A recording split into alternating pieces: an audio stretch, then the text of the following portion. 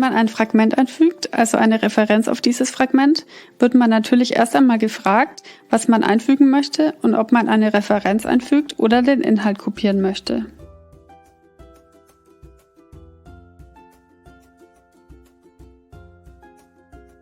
Wenn das Fragment wie standardmäßig auch Referenz eingebunden wird, ist es nur schreibgeschützt. Um das Fragment trotzdem bearbeiten zu können, gibt es unter dem Menü Insert die Option Referenzierten Knoten öffnen.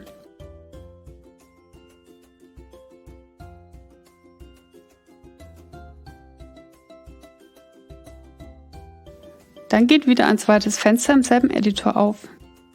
Hier ist der Text schwarz, das heißt, ich kann ihn ändern. Ich kann zum Beispiel eine Mehrzahl daraus machen.